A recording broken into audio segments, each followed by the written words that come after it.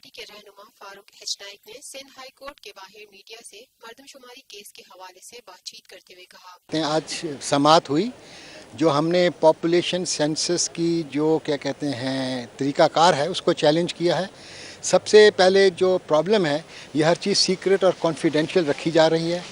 कि अब ये पता नहीं चलेगा कि अगर एक घर पे गए हैं कितने अफराद के लिए उन्होंने अपने फॉर्म के अंदर फिल किए उनका नंबर्स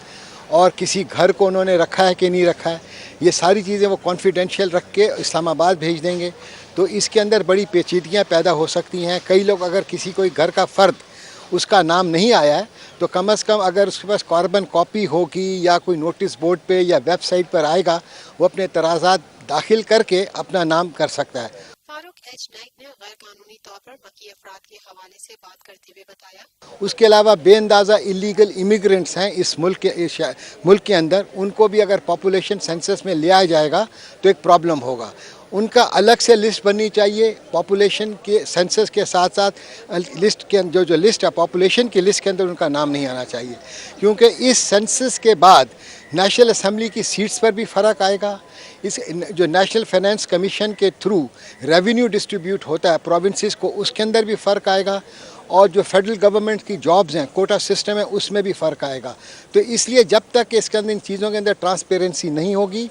मैं समझता हूँ कि कहते हैं आगे जाके बहुत मुश्किलात पेश आएंगी और क्या कहते हैं इसलिए ट्रांसपेरेंसी बड़ा ज़रूरी है।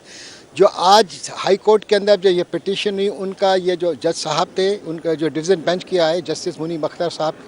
थे, उनके साथ एक और जज बैठे हुए थे, उनका ये एतराज़ था कि क्या सिंध गवर्नमेंट को इसके अंदर डिस्प्यूट है कि नहीं है, क्योंकि हमने कहा कि चीफ मिनिस्टर साहब ने भी ख़त लिखा था अपनी कंसर्न्स क्यों की थी कि इसको ट्रांसपेरेंट किया जाए। तो कहने लगा अगर ये ज़ुमरे में आता है कि ये प्रोविंशियल गवर्नमेंट का डिस्प्यूट है विद द फेडरल गवर्नमेंट तो इसको अंदर आपको क्या कहते हैं फिर सुप्रीम कोर्ट में डायरेक्टली जाना चाहिए। तो मैंने कहा हो सकता है कि सुप्रीम जो प्रोविंशियल गवर्नमेंट है उसको सेंसस से कोई एतराज़ ना हो, वो खाली एतराज़ अगर कर रही हैं कंसर्न शो कर रही हैं तो इसका मतलब नहीं है कि उनको एतराज़ है। उन्होंने कहा ठीक है हम नोटिस इशू करते हैं, उन्होंने अटॉर्नी जनरल को भी नोटिस इशू किया है, एडवोकेट जनरल को भी इशू किया है नोटिस, और फेडरल गवर्नमेंट के जितने भी हमने स्टैटिस्टिक डिपार्टमेंट के सेक्रेटरीज़ और चीफ सेंसस कमिश्नर उसको भी नोटिस इशू किया है और उन्होंने कहा हम ये सारी चीज़ें एक साथ डिसाइड करेंगे और इसके लिए उन्होंने 30 तारीख रख दी है।